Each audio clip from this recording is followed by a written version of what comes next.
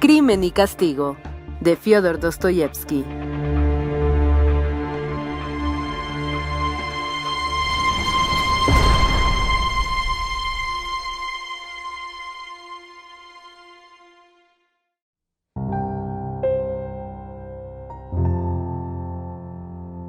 Raskolnikov se fue derecho a la casa del canal donde habitaba Sonia. Era un viejo edificio de 3 pisos pintado de verde. No sin trabajo, encontró al portero, del cual obtuvo vagas indicaciones sobre el departamento del sastre Kapernaumov. En un rincón del patio halló la entrada de la escalera estrecha y sombría. Subió por ella al segundo piso y se internó por la galería que bordeaba la fachada. Cuando avanzaba entre las sombras, una puerta se abrió de pronto a 3 pasos de él. Raskolnikov asió el picaporte maquinalmente. ¿Quién va?, preguntó una voz de mujer con inquietud. Soy yo, que vengo a su casa, dijo Raskolnikov, y entró seguidamente en un minúsculo vestíbulo donde una vela ardía sobre una bandeja llena de abolladuras que descansaba sobre una silla desvencijada. «Dios mío, ¿es usted?», gritó débilmente Sonia, paralizada por el estupor. «¿Es este su cuarto?», y Raskolnikov entró rápidamente en la habitación, haciendo esfuerzos por no mirar a la muchacha. Un momento después llegó Sonia con la vela en la mano, depositó la vela sobre la mesa y se detuvo ante él, desconcertada, presa de extraordinaria agitación. Aquella visita inesperada le causaba una especie de terror. De pronto, una oleada de sangre le subió al pálido rostro y de sus ojos brotaron lágrimas. Experimentaba una confusión extrema y una gran vergüenza en la que había cierta dulzura. Raskolnikov se volvió rápidamente y se sentó en una silla ante la mesa. Luego paseó su mirada por la habitación. Era una gran habitación de techo muy bajo que comunicaba con la del sastre por una puerta abierta en la pared del lado izquierdo. En la del derecho había otra puerta, siempre cerrada con llave, que daba a otro departamento. La habitación parecía un hangar. Tenía la forma de un cuadrilátero irregular y un aspecto destartalado. La pared de la parte del canal tenía 3 ventanas. Este muro se prolongaba oblicuamente y formaba al final un ángulo agudo y tan profundo que en aquel rincón no era posible distinguir nada a la débil luz de la vela. El otro ángulo era exageradamente obtuso. La extraña habitación estaba casi vacía de muebles. A la derecha, en un rincón, estaba la cama, y entre este y la puerta había una silla. En el mismo lado, y ante la puerta que daba al departamento vecino, se veía una sencilla mesa de madera blanca cubierta con un paño azul, y cerca de ella 2 sillas de anea. En la pared opuesta, cerca del ángulo agudo, había una cómoda, también de madera blanca, que parecía perdida en aquel vacío. Esto era todo. El papel de las paredes, sucio y desgastado, estaba ennegrecido en los rincones. En invierno, la humedad y el humo debían de imperar en aquella habitación, donde todo daba una impresión de pobreza. Ni siquiera había cortinas en la cama. Sonia miraba en silencio al visitante, ocupado de examinar tan atentamente y con tanto desenfado su aposento, y de pronto empezó a temblar de pies a cabeza, como si se hallara ante el juez y árbitro de su destino. «He venido un poco tarde. ¿Son ya las 11?» preguntó Raskolnikov, sin levantar la vista hacia Sonia. Sí, son ya las 11, balbuceó la muchacha ansiosamente, como si estas palabras le solucionaran un inquietante problema. El reloj de mi patrón acaba de sonar, y yo he oído perfectamente las... «Vengo a su casa por última vez», dijo Raskolnikov con semblante sombrío. Sin duda se olvidaba de que era también su primera visita. «¿Acaso no vuelvo a verla más?», añadió. «¿Se va de viaje?» No sé, mañana quizá... «¿Ah, sí? ¿No irá usted mañana a casa de Catalina Ivanovna?», preguntó Sonia con un ligero temblor en la voz. «No lo sé, mañana por la mañana, pero... no hablemos de este asunto. He venido a decirle...». Alzó hacia ella su mirada pensativa y entonces advirtió que él estaba sentado y Sonia de pie. «¿Por qué está de pie? Siéntese», le dijo dando de pronto a su voz un tono bajo y dulce. Ella se sentó. Él la miró con un gesto bondadoso, casi compasivo. «Qué delgada está usted, sus manos casi se transparentan, parecen las manos de un muerto». Se apoderó de una de aquellas manos y ella sonrió. «Siempre he sido así», dijo Sonia. «Incluso cuando viví en casa de sus padres». «Sí». Claro, dijo Raskolnikov con voz entrecortada. Tanto en su acento como en la expresión de su rostro se había operado súbitamente un nuevo cambio. Volvió a pasear su mirada por la habitación. «Tiene usted alquilada esta pieza Kapernaumov, ¿verdad?» «Sí». «¿Y ellos viven detrás de esta puerta?» «No». «Sí, tienen una habitación parecida a esta». ¿Solo una para toda la familia? ¿Sí? A mí estas habitaciones me darían miedo, dijo Rhodia con expresión sombría. Los Capernaumos son buenas personas, gente amable, dijo Sonia dando muestras de no haber recobrado aún su presencia de ánimo. Y estos muebles y todo lo que hay aquí es de ellos. Son muy buenos. Los niños vienen a verme con frecuencia. Son tartamudos, ¿verdad? Sí, pero no todos. El padre es tartamudo y además cojo. La madre no es que tartamudee, pero tiene dificultad para hablar. Es muy buena. Él era esclavo. Tienen 7 hijos. Solo el mayor es tartamudo. Los demás tienen poca salud, pero no tartamudean. Ahora que caigo, ¿cómo se ha enterado usted de estas cosas? Su padre me lo contó todo. Por él supe lo que le ocurrió a usted. Me explicó que usted salió de casa a las 6 y no volvió a las 9, y que Catalina Ivanovna pasó la noche arrodillada junto a su lecho. Sonia se turbó. Me parece, murmuró vacilando, que hoy le he visto. ¿A quién? A mi padre. Iba yo por la calle y al doblar una esquina cerca de aquí lo he visto de pronto. Me pareció que venía hacia mí. Estoy segura de que era él. Yo me dirigí a casa de Catalina Ivanovna. No, usted iba paseando. Sí, murmuró Sonia con voz entrecortada, y bajó los ojos llenos de turbación. Catalina Ivanovna incluso llegó a pegarle cuando usted vivía con sus padres, ¿verdad? Oh, no. ¿Quién se lo ha dicho? No, de ningún modo. Y al decir esto, Sonia miraba a Raskolnikov como sobrecogida de espanto. Ya veo que usted la quiere. Claro que la quiero, exclamó Sonia con voz quejumbrosa y alzando de pronto las manos con un gesto de sufrimiento. Usted no la... Ah, si usted supiera, es como una niña. Está trastornada por el dolor. Es inteligente y noble y buena. Usted no sabe nada. Nada. Sonia hablaba con acento desgarrador. Una profunda agitación la dominaba.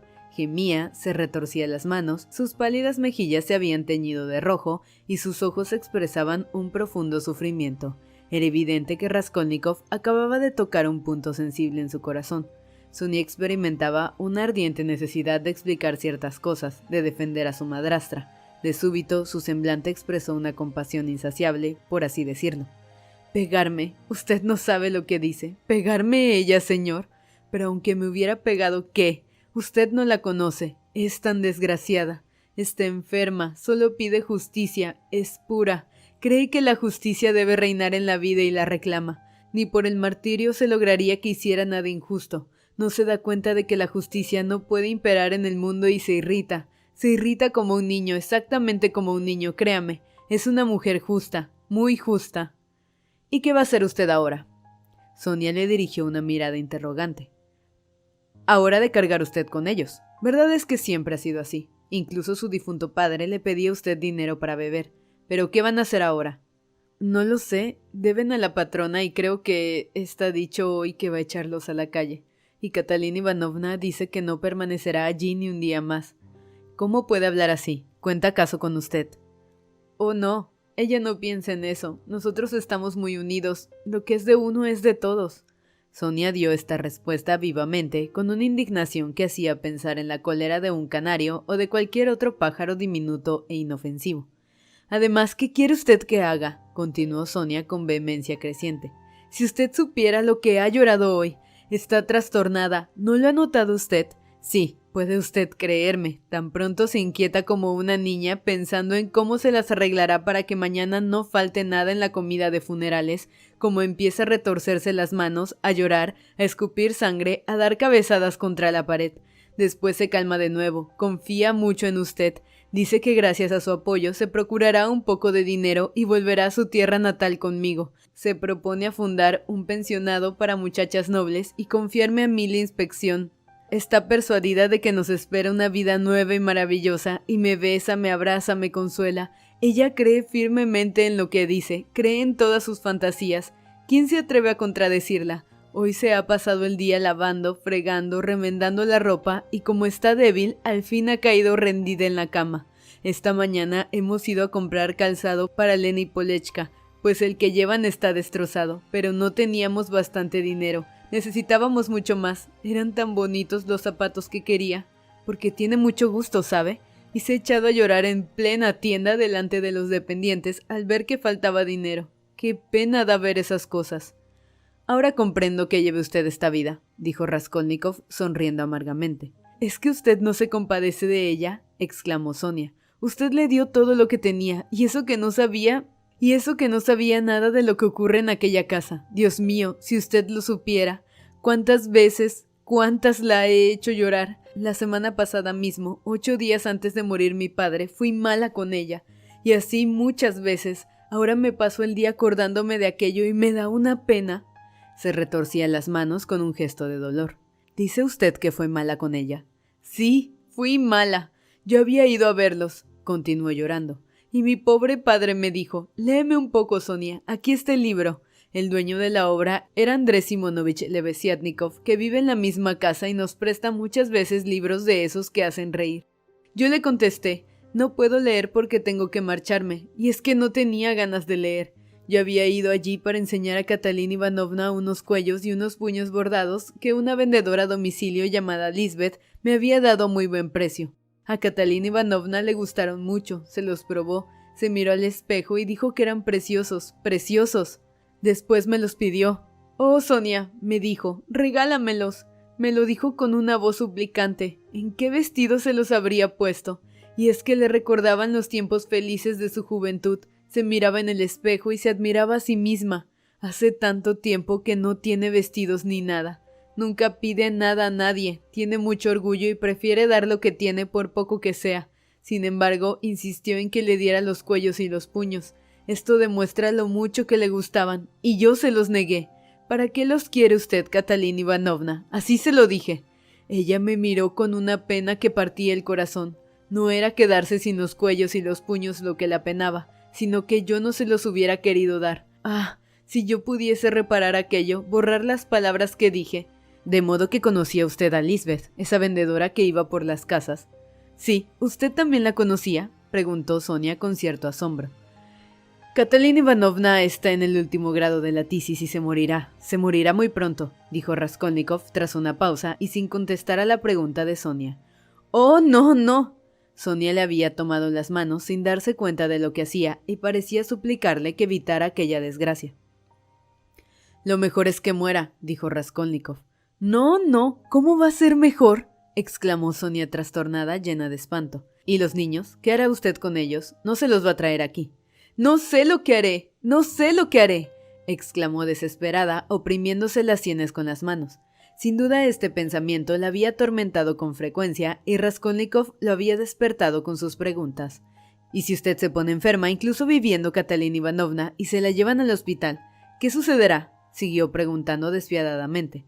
«Oh, ¿qué dice usted? ¿Qué dice usted? Eso es imposible», exclamó Sonia con el rostro contraído, con una expresión de espanto indecible.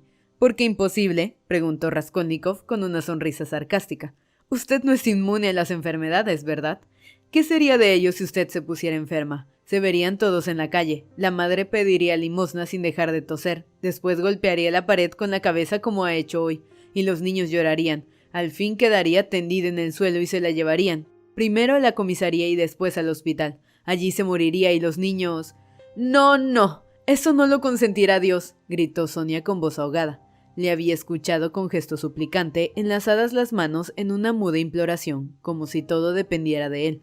Raskolnikov se levantó y empezó a ir y venir por el aposento. Así transcurrió 1 minuto. Sonia estaba de pie, los brazos pendientes a lo largo del cuerpo, baja la cabeza, presa de una angustia espantosa. «¿Es que usted no puede hacer economías, poner algún dinero a un lado?», preguntó Raskolnikov de pronto, deteniéndose ante ella.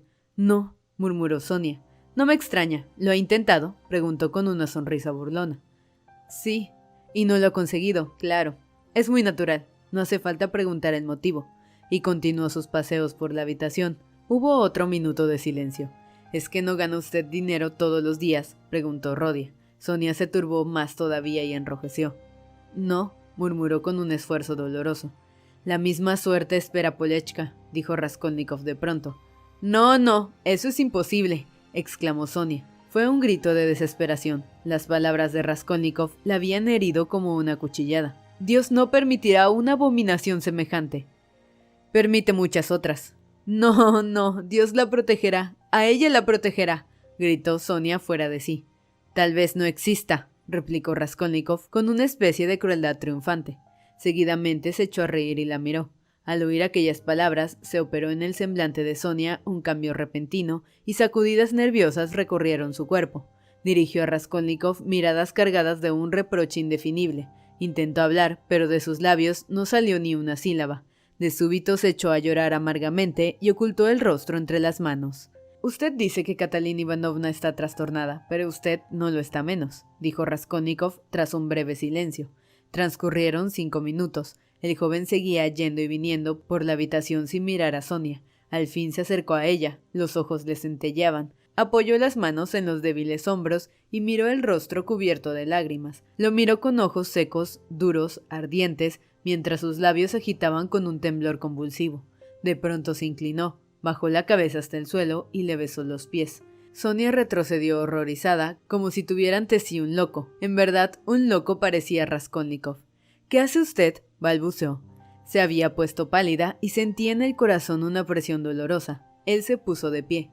«No me he arrodillado ante ti, sino ante todo el dolor humano», dijo en un tono extraño, y fue a codarse a la ventana. Pronto volvió a su lado y añadió: «Oye, hace poco he dicho a un insolente que valía menos que tu dedo meñique y que te había invitado a sentarte al lado de mi madre y hermana». «¿Eso ha dicho?», exclamó Sonia aterrada. «¿Y delante de ella sentarme a su lado? Pero si yo soy una mujer sin honra. ¿Cómo se le ha ocurrido decir eso? Al hablar así, yo no pensaba en tu deshonra ni en tus faltas, sino en tu horrible martirio. Sin duda», continuó ardientemente, «eres una gran pecadora, sobre todo por haberte inmolado inútilmente. Ciertamente eres una desgraciada. Vivir en el cieno y saber, porque tú lo sabes, basta mirarte para comprenderlo, que no te sirve de nada, que no puedes salvar a nadie con tu sacrificio. Y ahora dime», añadió iracundo, «¿cómo es posible que tanta ignominia, tanta bajeza se compaginen en ti con otros sentimientos tan opuestos, tan sagrados? Sería preferible arrojarse al agua de cabeza y terminar de una vez». «Pero, ¿y ellos? ¿Qué sería de ellos?», preguntó Sonia levantando la cabeza con voz desfallecida y dirigiendo a Raskolnikov una mirada impregnada de dolor, pero sin mostrar sorpresa alguna ante el terrible consejo.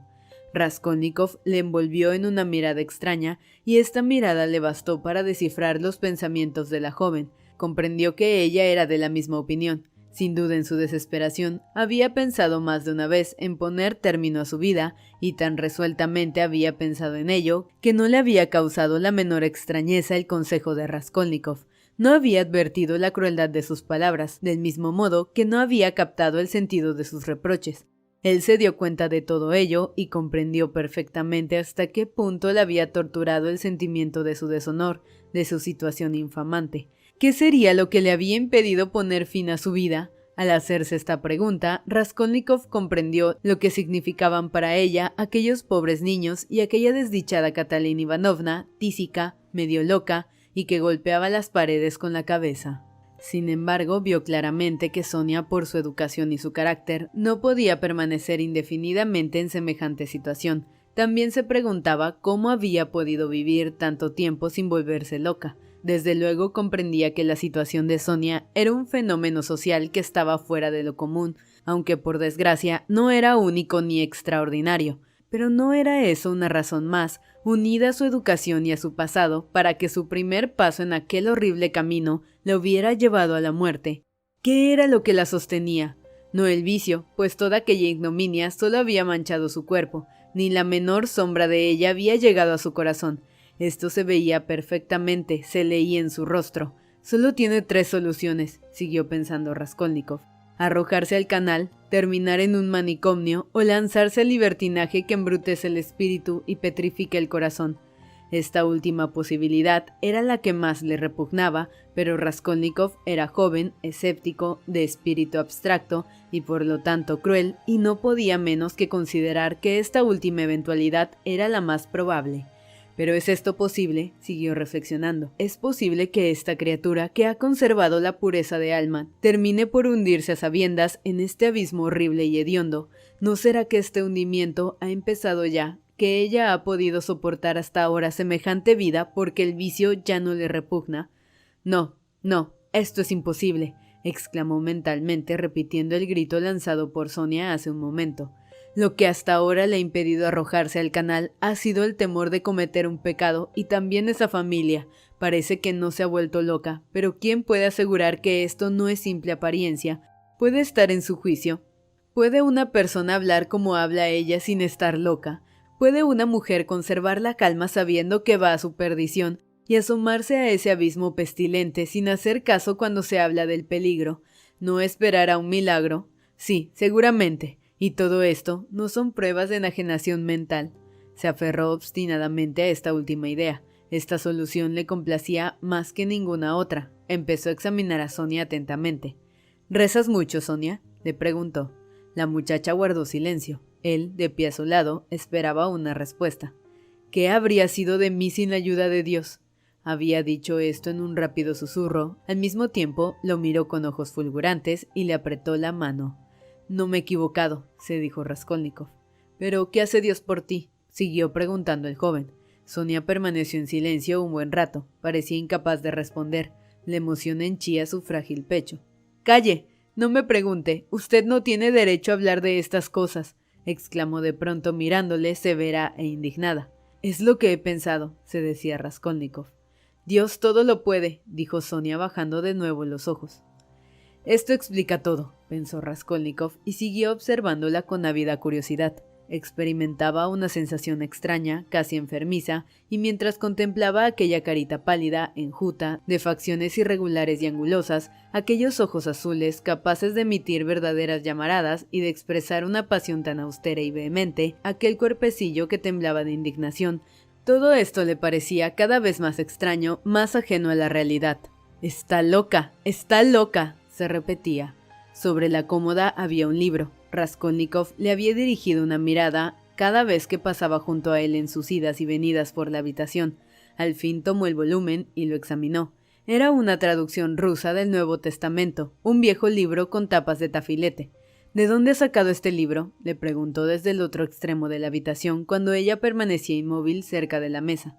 «Me lo han regalado», respondió Sonia de mala gana y sin mirarle. «¿Quién?». «Lisbeth». «¿Lisbeth? Qué raro», pensó Raskolnikov.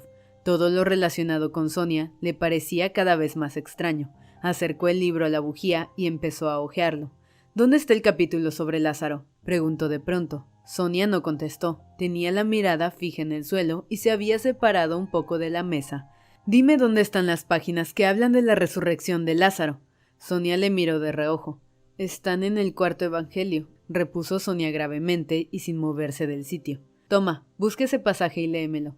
Dicho esto, Raskolnikov se sentó a la mesa, apoyó en ella los codos y el mentón en una mano, y se dispuso a escuchar, vaga la mirada y sombrío el semblante. «Dentro de 15 días o de 3 semanas», murmuró para sí, «habrá que ir a verme a la séptima versta. Allí estaré sin duda, si no me ocurre nada peor». Sonia dio un paso hacia la mesa. Vacilaba. Había recibido con desconfianza la extraña petición de Raskolnikov. Sin embargo, tomó el libro. «¿Es que usted no lo ha leído nunca?», preguntó mirándole de reojo. Su voz era cada vez más fría y dura. «Lo leí hace mucho tiempo, cuando era niño». «Lee». «¿Y no lo ha leído en la iglesia?». «Yo... no voy a la iglesia». «¿Y tú?». «Pues... no», balbuceó Sonia. Raskolnikov sonrió. «Se comprende, no asistirás mañana a los funerales de tu padre, ¿verdad?». «Sí que asistiré. Fui la semana pasada a la iglesia para una misa de requiem». «¿Por quién?». «Por Lisbeth. La mataron a hachazos». La tensión nerviosa de Raskolnikov iba en aumento. La cabeza empezaba a darle vueltas. «Por lo visto tenías amistad con Lisbeth». «Sí, era una mujer justa y buena. A veces venía a verme, muy de tarde en tarde. No podía venir más. Leíamos y hablábamos. Ahora está con Dios». Qué extraño parecía a Raskolnikov aquel hecho, y qué extrañas también aquellas palabras novelescas. ¿De qué podrían hablar aquellas dos mujeres, aquel par de necias? «Aquí corre uno el peligro de volverse loco, es una enfermedad contagiosa», se dijo. «Lee», ordenó de pronto irritado y con voz apremiante. Sonia seguía vacilando, su corazón latía con fuerza. La desdichada no se atrevía a leer en presencia de Raskolnikov. El joven dirigió una mirada casi dolorosa a la pobre demente. «¿Qué le importa esto? Usted no tiene fe», murmuró Sonia con voz entrecortada. «Lee», insistió Raskolnikov. «Bien le leías a Lisbeth». Sonia abrió el libro y buscó la página. Le temblaban las manos y la voz no le salía de la garganta. Intentó empezar 2 o 3 veces, pero no pronunció una sola palabra. Había en Betania un hombre llamado Lázaro que estaba enfermo, articuló al fin, haciendo un gran esfuerzo, pero inmediatamente su voz vibró y se quebró como una cuerda demasiado tensa. Sintió que a su oprimido pecho le faltaba el aliento. Raskolnikov comprendía en parte por qué se resistía Sonia a obedecerle, pero esta comprensión no impedía que se mostrara cada vez más apremiante y grosero. De sobra se daba cuenta del trabajo que le costaba a la pobre muchacha mostrarle su mundo interior.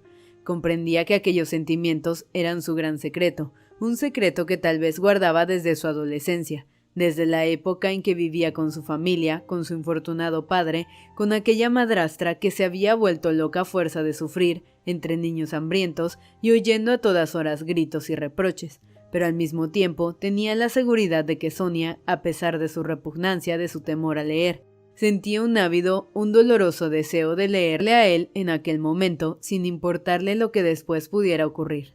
Leía todo esto en los ojos de Sonia y comprendía la emoción que la trastornaba. Sin embargo, Sonia se dominó, deshizo el nudo que tenía en la garganta y continuó leyendo el capítulo 11 del Evangelio según San Juan, y llegó al versículo 19. Y gran número de judíos habían acudido a ver a Marta y a María para consolarlas de la muerte de su hermano. Habiéndose enterado de la llegada de Jesús, Marta fue a su encuentro mientras María se quedaba en casa.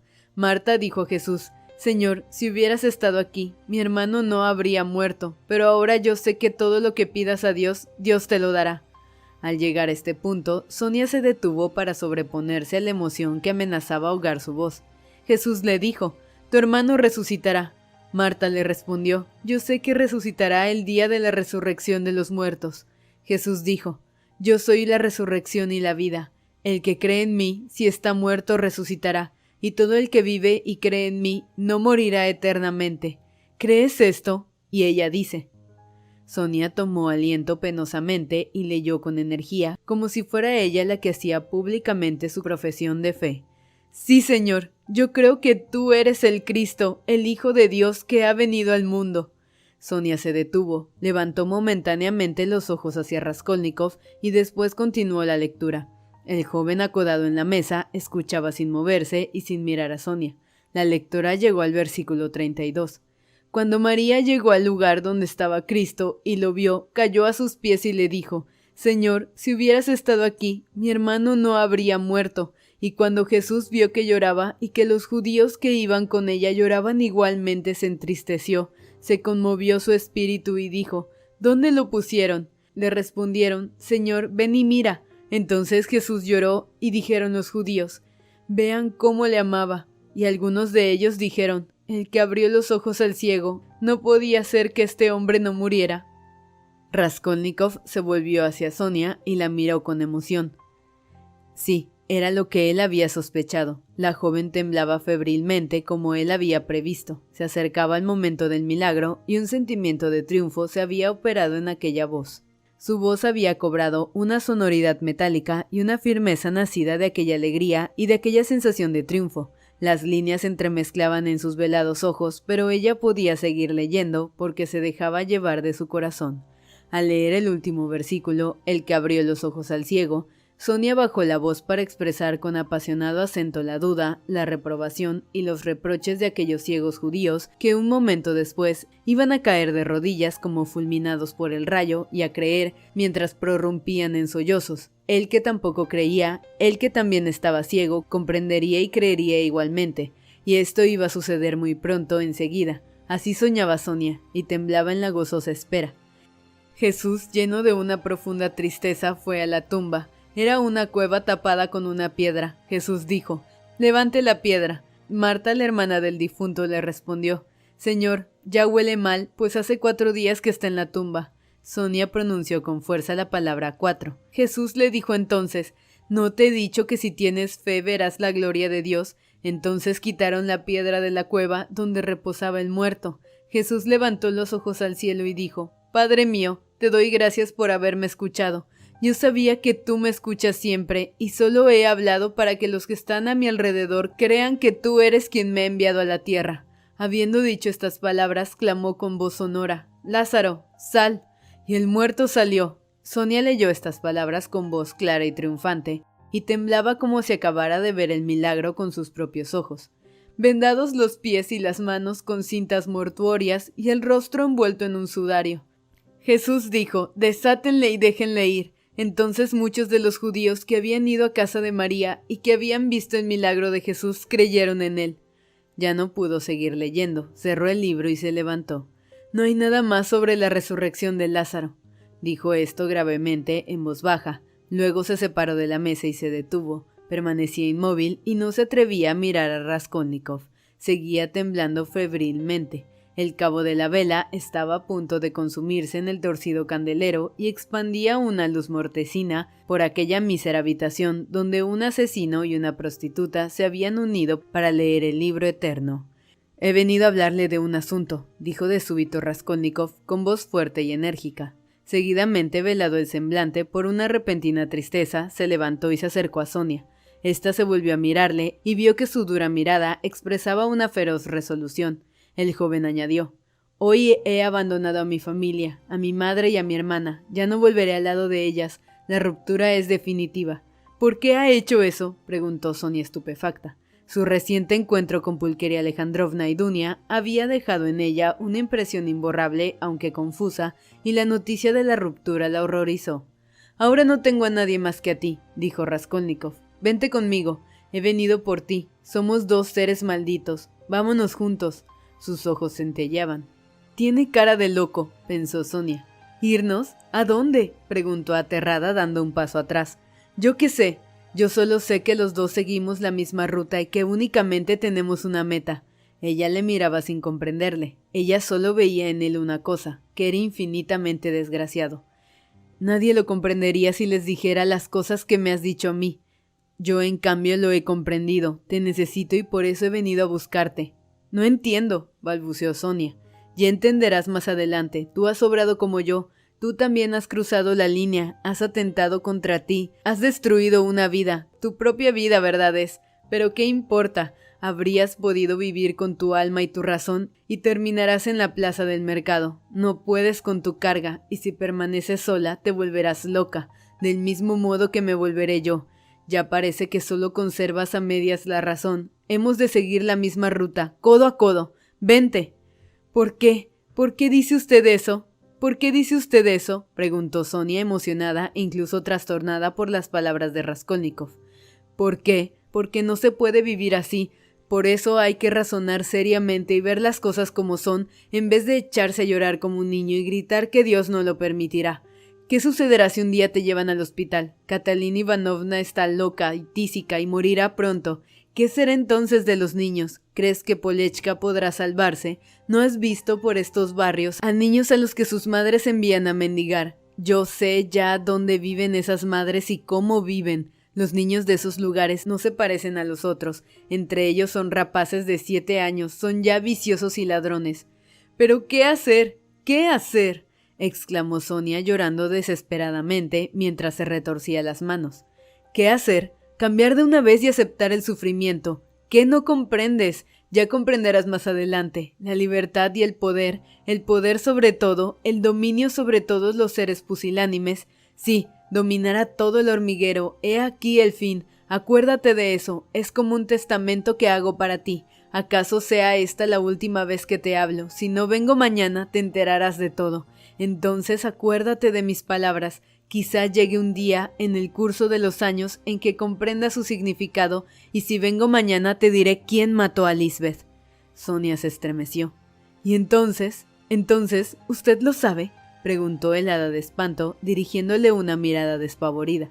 «Lo sé y te lo diré. Solo te lo diré a ti. Te he escogido para esto. No vendré a pedirte perdón, sino sencillamente a decírtelo. Hace ya mucho tiempo que te elegí para esta confidencia, el mismo día en que tu padre me habló de ti cuando Lisbeth vivía aún.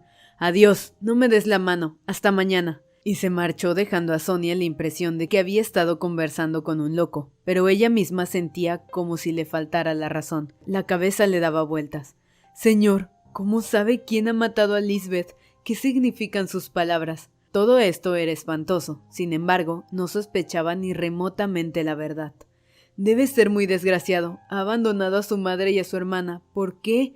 ¿Qué habrá ocurrido? ¿Qué intenciones tiene? ¿Qué significan sus palabras?». Le había besado los pies y le había dicho que no podía vivir sin ella. Sí, se lo había dicho claramente. Señor, señor, señor, señor. Sonia estuvo toda la noche ardiendo de fiebre y delirando. Se estremecía, lloraba, se retorcía las manos y después caía en un sueño febril y soñaba con Polechka, con Catalina Ivanovna, con Lisbeth, con la lectura del Evangelio y con él, con su rostro pálido y sus ojos llameantes. Él le besaba los pies y lloraba. ¡Señor, señor! Tras la puerta que separaba la habitación de Sonia del departamento de la señora Reslich, había una pieza vacía que correspondía a aquel compartimiento y que se alquilaba, como indicaba un papel escrito colgado en la puerta de la calle y otros papeles pegados en las ventanas que daban al canal. Sonia sabía que aquella habitación estaba deshabitada desde hacía tiempo. Sin embargo, durante toda la escena precedente, el señor Svidrigailov, de pie detrás de la puerta que daba al aposento de la joven, había oído perfectamente toda la conversación de Sonia con su visitante. Cuando Raskolnikov se fue, Svidrigailov reflexionó un momento, se dirigió de puntillas a su cuarto, contiguo a la pieza desalquilada, tomó una silla y volvió a la habitación vacía para colocarla junto a la puerta que daba al dormitorio de Sonia. La conversación que acababa de oír le había parecido tan interesante que había llevado allí aquella silla, pensando que la próxima vez, al día siguiente por ejemplo, podría escuchar con toda comodidad, sin que turbara su satisfacción la molestia de permanecer de pie media hora.